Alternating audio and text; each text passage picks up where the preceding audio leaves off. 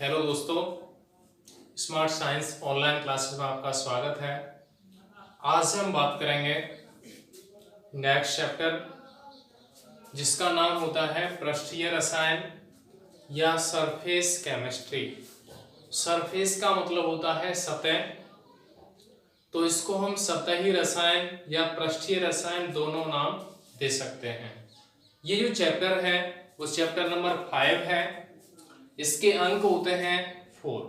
ठीक है, यहाँ पे इस चैप्टर के अंतर्गत तो मुख्य रूप से 3 पार्ट के बारे में बात करेंगे। एक तो होता है अधिशोषण, एक उत्प्रेरण और एक कोलाइड। तीन स्थितियों के बारे में बात करेंगे। एक तो अधिशोषण, एक कोलाइड और एक क्या बात करेंगे, उत्प्रेरण। तो यहां से सबसे पहला जो पॉइंट आता है वह हम बात करेंगे जो पृष्ठीय रसायन लिखा है। इस पृष्ठीय रसायन का मीन क्या होता है, परिभाषा क्या होती है। अब इसको हम क्या कहते हैं, पृष्ठ का मतलब सतह या सरफेस। पृष्ठ का मतलब क्या होता है, सतह या सरफेस। तो हम ये कहते हैं कि रसायन विज्ञान की ऐसी कोई ब्रांच है जिसके अंतर्गत पृष्ठ के गुण तथा पृष्ठ पर होने वाली समस्त परिघटनाओं का अध्ययन किया जाता है, तो उसे हम क्या कहते हैं, सतही रसायन या पृष्ठीय रसायन। परिभाषा क्या होती है एक बार सुन लें। रसायन विज्ञान की वह शाखा जिसके अंतर्गत किसी ठोस पदार्थ के पृष्ठ पर होने वाली समस्त परिघटनाओं का अध्ययन किया जाता है, उसे सतही रसायन या पृष्ठीय रसायन कहा जाता है। ठीक है, जैसे हम कहते हैं कोई भी पृष्ठ है ठोस, इस पृष्ठ के ऊपर किसी पदार्थ का जमाव हो जाए या इस पृष्ठ पर कोई ना कोई अभिक्रिया हो जाए, तो यहाँ पे जो पृष्ठ पर होने वाली कोई भी गतिविधि है, जिस इनका या इन अभिक्रियाओं का जिस ब्रांच के अंतर्गत अपन अध्ययन करेंगे तो उसको हम क्या कहते हैं, पृष्ठीय रसायन। दोबारा से डेफिनेशन सुन लें।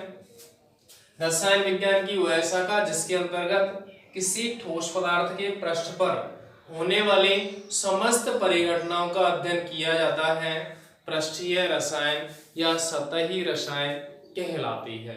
ठीक है, अब आगे हम बात करेंगे जो पृष्ठ है, क्योंकि बहुत सी गैसीय अभिक्रियाएं होती हैं। मैंने लास्ट चैप्टर में बताया था कि H2O या अपन कह सकते हैं अमोनिया, NH3 का जो अपन वियोजन बताते हैं वो किस धातु की सतह पर है, प्लेटिनम। तो NH3 क्या होती है, गैस होती है, और प्लेटिनम क्या होता है, धातु है, ठोस अवस्था में होती है। तो NH3 प्लेटिनम धातु की सतह पर क्या होती है, संचित होती है।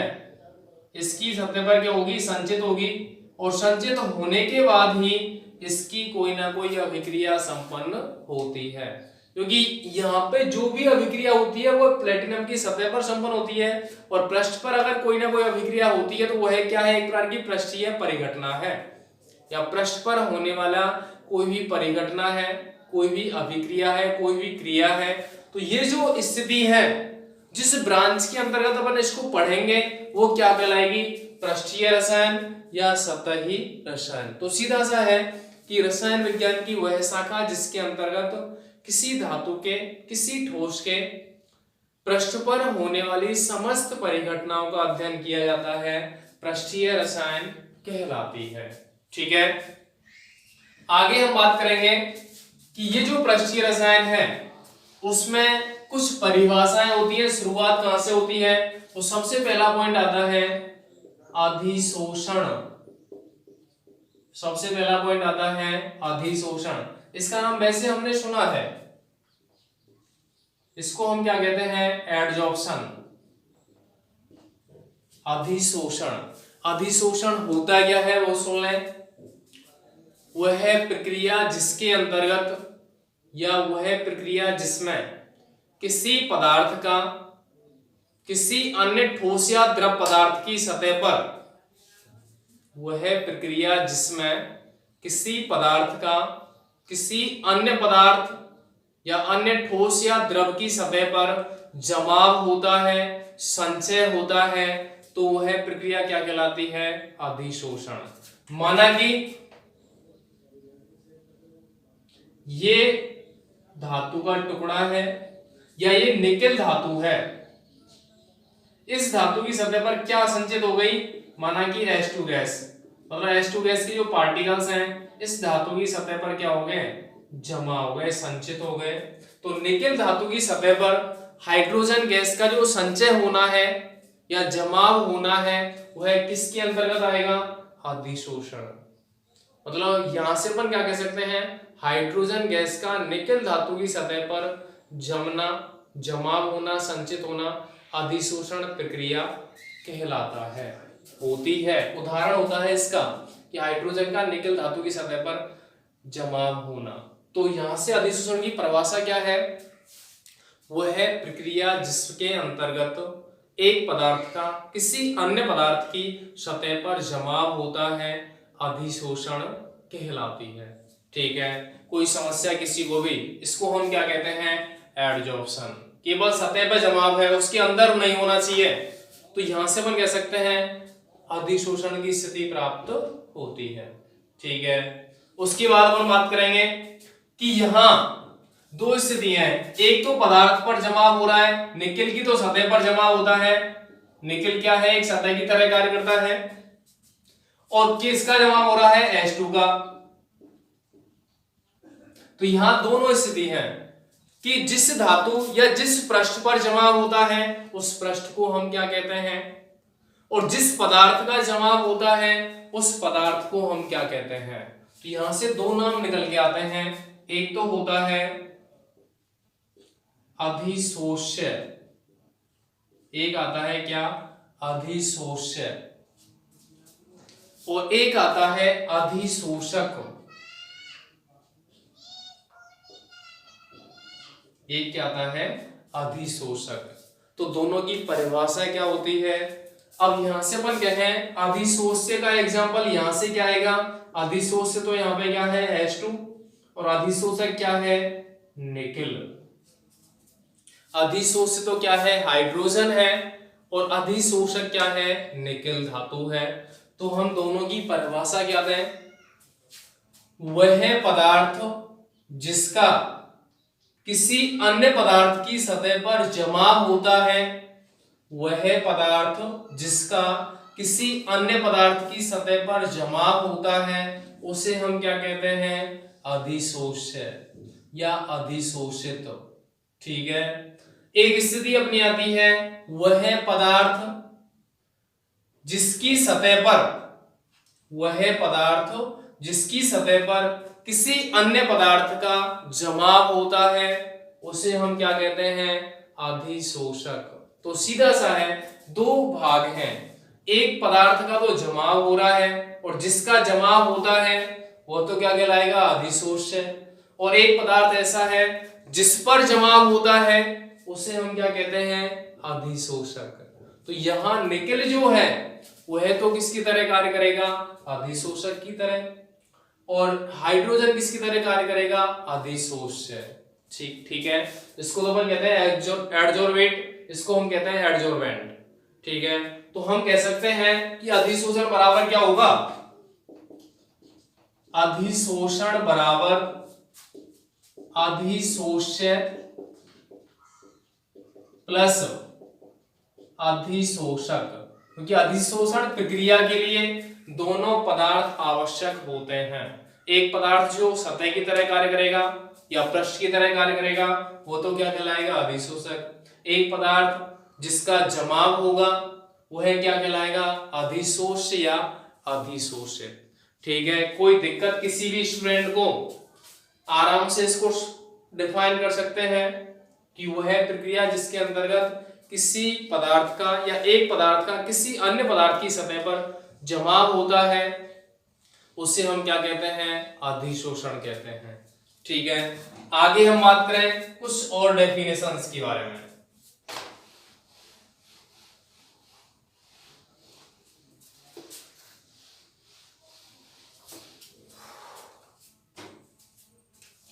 एक डेफिनेशन होती है किसकी, अंतरापृष्ठ, जिसको हम क्या कहते हैं, इंटरफेस। अंतरापृष्ठ जिससे हम क्या कहते हैं, इंटरफेस। तो यहां से अपन परिभाषा क्या कहते हैं, अधिशोषक पृष्ठ की वह सतह, अधिशोषक पृष्ठ की वह सतह या अधिशोषक पदार्थ की वह सतह जिस पर अधिशोष्य पदार्थ संचित होता है, उस पृष्ठ को हम क्या कहते हैं, अंतरापृष्ठ। अंतरापृष्ठ क्यों कह रहे हैं कि ऐसी कोई सतह है जो अधिशोष्य और अधिशोषक दोनों के मध्य में उपस्थित होती है, उसे हम क्या कहते हैं, अंतरापृष्ठ। माना कि ठोस पदार्थ है, इस पर किसी गैस का जमाव है, तो ये जो सतह है ना, ऊपर की सतह, उसको हम क्या कहेंगे, अंतरापृष्ठ।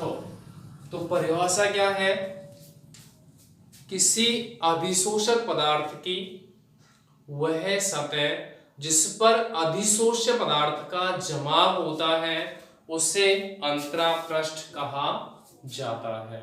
ठीक है, कोई दिक्कत, चलें आगे। चलो आगे पॉइंट आता है सक्रिय केंद्र। आगे क्या आता है, सक्रिय केंद्र। इसको हम क्या कहते हैं, एक्टिव सेंटर।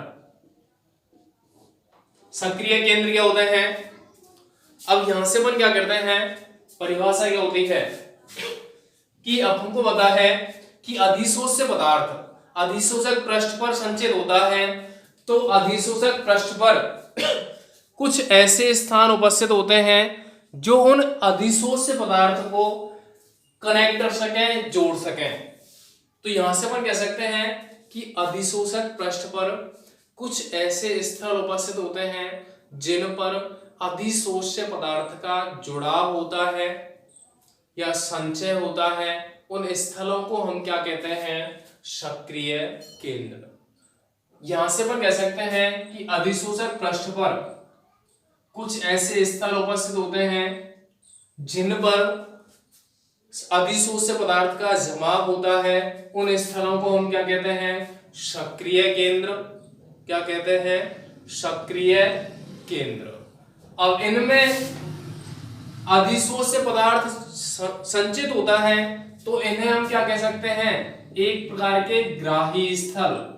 ग्राही स्थल क्यों कह रहे हैं, क्योंकि ये जो स्थल है वे अधिशोष्य पदार्थ को ग्रहण करते हैं, अपने अंदर समाहित करते हैं, जिससे कि उनके मध्य कोई ना कोई बॉन्डिंग हो सके, या जो अधिशोष्य पदार्थ है वह आसानी से वहां से विसरित ना हो। ठीक है, तो यहां से अपन कह सकते हैं सक्रिय केंद्र क्या है, अधिशोषक पृष्ठ पर उपस्थित ऐसे स्थल जो अधिशोष्य पदार्थ को संचित रखते हैं या उनको जोड़े रखते हैं, उन्हें हम क्या कहते हैं, सक्रिय केंद्र, जिनका नाम ग्राही स्थल भी होता है। ठीक है, अंतरापृष्ठ हो गया, सक्रिय केंद्र हो गए। ठीक है, आगे बात करें। आगे बात करते हैं धनात्मक अधिशोषण। एक होता है क्या, धनात्मक अधिशोषण। यहां से अपन क्या कहेंगे, वह अधिशोषण जिसमें या वह अधिशोषण प्रक्रिया जिसमें अधिशोषक पृष्ठ के संपूर्ण भाग पर अधिशोष्य पदार्थ संचित हो जाए, वह प्रक्रिया जिसके अंतर्गत अधिशोषक पृष्ठ के संपूर्ण भाग पर अधिशोष्य पदार्थ संचित हो जाए, उसे हम क्या कहते हैं, धनात्मक अधिशोषण। क्या कहेंगे, धनात्मक अधिशोषण। मतलब अधिशोषक पृष्ठ का कुछ भी भाग ऐसा ना रहे जिस पर अधिशोष्य पदार्थ संचित ना हो, तो ये क्या कहलाएगा, धनात्मक अधिशोषण। इसके अलावा अपन बात करेंगे ऋणात्मक अधिशोषण की। परिभाषा क्या होती है, वह अधिशोषण प्रक्रिया जिसके अंतर्गत अधिशोषक पृष्ठ के संपूर्ण भाग पर अधिशोष्य का जमाव नहीं होता।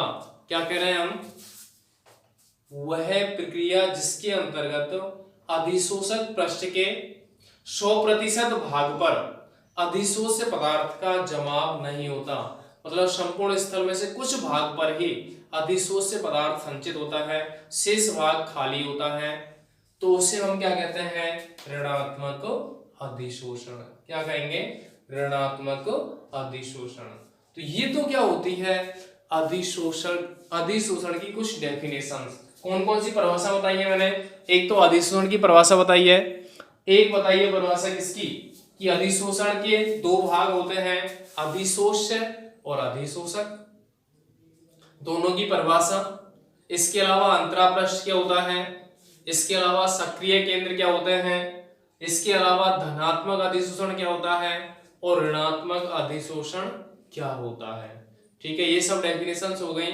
इसके बाद हम बात करेंगे अधिशोषण के कुछ उदाहरण। क्या बात करेंगे, अधिशोषण के कुछ एग्जांपल्स, उदाहरण। देखो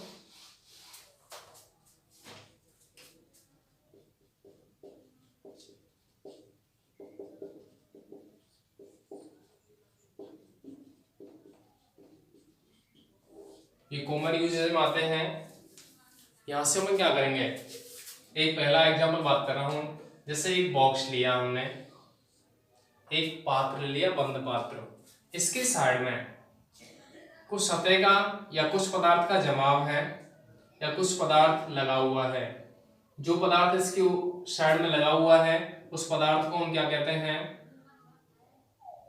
चारकोल। क्या कहते हैं, चारकोल। चारकोल का मतलब पता है क्या किसी को, चारकोल होता क्या है। चारकोल एक प्रकार की क्या होती है, राख। चारकोल क्या होती है, एक प्रकार की राख। इसको हम क्या कहते हैं, चारकोल कहते हैं। यदि इस पात्र के चारों ओर चारकोल लगा होता है तो इस पात्र के अंतर्गत कुछ हमने क्या बढ़ती गैस, माना कि इस पात्र के अंदर कौन कौन सी गैस है, H2, Cl2, CO2, CH4, ये गैस उपस्थित है। तो इसके माना कि अपन कह रहे हैं एक पात्र लिया, उसके चारों ओर चारकोल की सतह लगी हुई है जिसके अंदर विभिन्न गैसों का मिश्रण उपस्थित है। तो कुछ टाइम के बाद हम देखते हैं कि यहाँ जो मिश्रण है उसके दाब में क्या आएगी, कमी हो जाती है। मतलब गैसों को जो मिश्रण है उसके दाब में क्या आती है, कमी। उसका मतलब क्यों होता है, ऐसा क्यों होता है कि यहाँ कुछ गैसें इस चारकोल की सतह पर संचित हो जाती हैं। कुछ गैसें इस चारकोल की सतह पर क्या हो जाती हैं, संचित जमा हो जाती हैं। तो यहां से हम क्या कहेंगे कि जो चारकोल है वह अधिशोषक पृष्ठ की तरह कार्य करेगा और जो गैस हैं वो अधिशोष्य की तरह कार्य करेंगी। तो यहाँ कौन सी प्रक्रिया संपन्न होती है, वह होती है अधिशोषण। तो उदाहरण क्या है कि जब किसी चारकोल युक्त पात्र में विभिन्न गैसों को लिया जाता है तो कुछ समय बाद उस गैसीय मिश्रण के दाब में कमी आती है। उसका कारण क्या है, अधिशोषण। ठीक है, एक एग्जांपल हो गया। उसके बाद हम देखें, उसके बाद दूसरा उदाहरण देखेंगे। एक शर्करा का विलयन है, क्या है, शर्करा का विलयन जो पूर्ण रूप से साफ नहीं है। तो इस विलयन को हम क्या करें, चारकोल की परत से गुजारें। इस शर्करा के विलयन को चारकोल की परतों के मध्य से गुजारें तो जो इसमें अपशिष्ट भाग है या अशुद्धि जो भाग है वह चारकोल की सतह पर क्या हो जाएगा, संचित हो जाएगा और जो शुद्ध भाग है वह इससे पार निकल जाएगा। तो हम कहते हैं कि जो शर्करा का विलयन है वह कुछ टाइम के बाद स्वच्छ रूप में साफ स्थिति में प्राप्त हो जाता है। उसका रीजन क्या है, अधिशोषण के द्वारा। यह हम कह सकते हैं जो गंदगी वाला भाग है वह चारकोल की सतह पर अधिशोषित हो जाता है। ठीक है, इसके अलावा एक होता है रंजक, कौन सा, मैथिलीन ब्लू। जब मैथिलीन ब्लू रंजक को चारकोल की सतहों से या मैथिलीन ब्लू रंजक के विलयन में चारकोल डाल दिया जाए या जानतब चारकोल डाल दिया जाए तो कुछ टाइम के बाद वह विलयन कैसा हो जाता है, रंगहीन।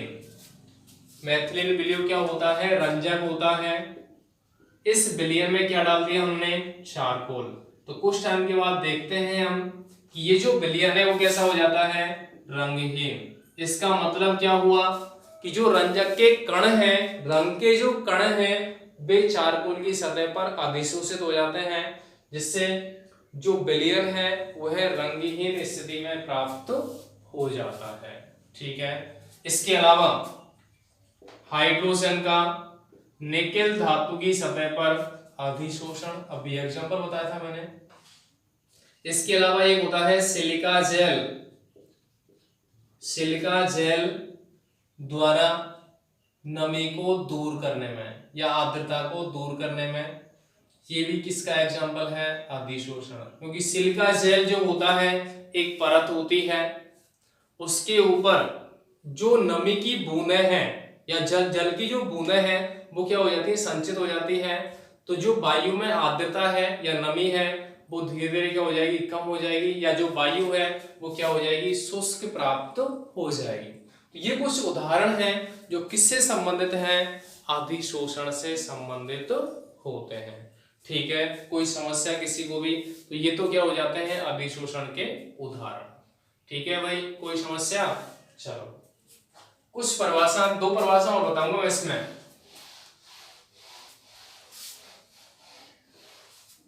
दो परिभाषा कौन कौन सी हैं, एक तो होता है विशोषण, एक तो क्या होता है जिसको अपन कहते हैं डिजॉर्प्शन, एक तो क्या होता है विशोषण और एक होता है क्या, शोषण। एक तो क्या होता है विशोषण और एक क्या होता है शोषण। विशोषण क्या होता है कि वह प्रक्रिया जो अधिशोषण के विपरीत होती है, वह प्रक्रिया जो अधिशोषण के विपरीत होती है उसे हम क्या कहते हैं, विशोषण कहते हैं। क्या कहते हैं, विशोषण। ठीक है। क्योंकि अधिशोषण के अंदर तो क्या होता है, किसी ठोस की सतह पर किसी पदार्थ का जमाव होता है, लेकिन यहां पर क्या करें, जो अधिशोष्य और अधिशोषक है उन दोनों को अलग अलग कर दें, तो वो प्रक्रिया क्या कहलाएगी, विशोषण कहलाएगी। ठीक है। एक इससे पहले स्थिति आती है अवशोषण।